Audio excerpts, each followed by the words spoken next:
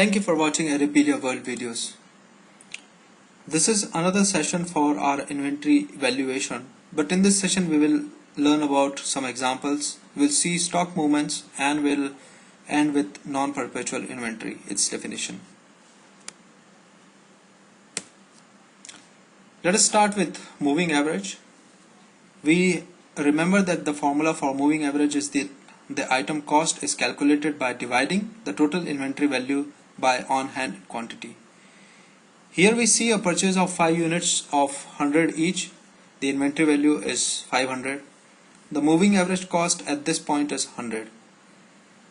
That is the inventory total value of 100 divided by the quantity of 5. Then a second purchase of 5 is made, but this time it is for 200 each, for a total purchase of cost of 1000.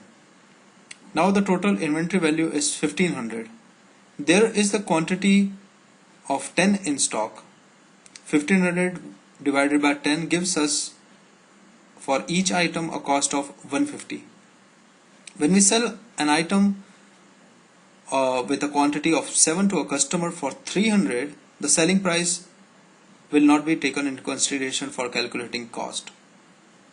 The cost of each item in the stock at this time of sale is 150. Therefore, the total cost of goods sold is calculated as 7 multiplied by 150, that is 1050. The inventory value is now 1500 subtracting 1050, resulting in the new inventory value as 450. If you divide 450 by remaining quantity of 3, you will get the unit cost of 150.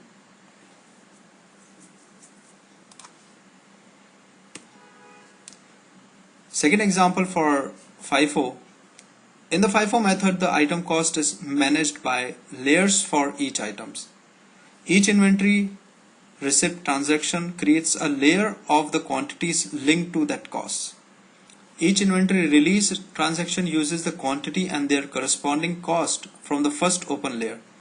So in an example, we again purchase 5 units at 100.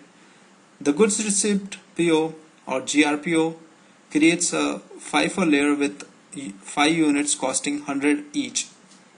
The total inventory value is now 500. We purchase a second quantity of 5 units at 200 for a total value of 1000. The second GRPO creates a second FIFO layer for these 5 units costing 200 each. The inventory value is now 1500 subtracted 500 and added of 1000. We sell a quantity of 7 for the sales price of 300. We remember that the sales price is not important in determining the item cost. The rule in FIFO is that the first or the oldest layer is used first. So the first 5 issued from the stock are the first layer and have a cost of 100. And the next 2 are from the second layer with a cost of 200 each. So the total cost of goods sold is calculated as 5 multiplied by 100 plus 2 multiplied by 200, that is 500 plus 400, which gives a total of 900. When subtracting the total 900 cost from 1500, we get the new inventory value of 600.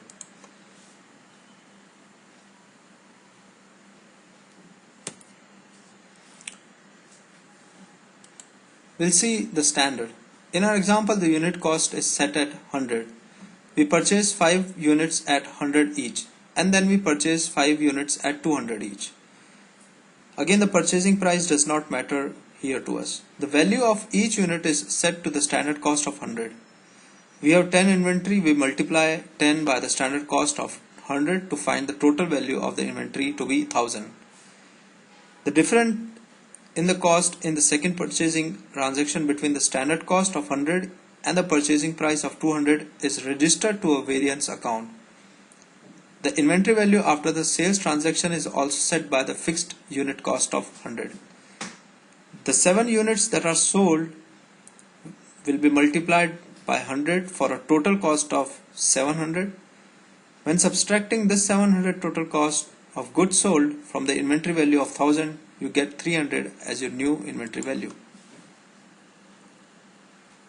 We'll see by an example. As discussed previously, if an item is managed with standard price valuation, a variance account is needed when posting any kind of goods receipt, that is goods receipt without reference, goods receipt PO, AP invoice or beginning quantity. The variance account receives the price difference between the standard price and the price in the document. Here in the slide we can look at what happens when you receive an item with a standard price. In this example, the value of the item when received is 120. However, our item's standard price is 100. The JE will post the amount of 120 to appropriate account depending on the type of transaction used.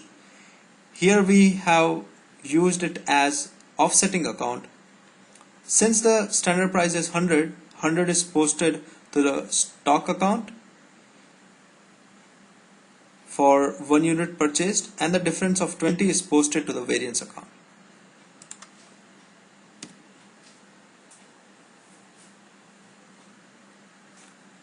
Let us continue with bringing some outgoing documents into consideration. In this case, the unit price of 100. Therefore, when the item is issued out of the warehouse on a goods issue, delivery or air invoice, the cost of the goods sold for each unit will always be the same as the standard price of 100.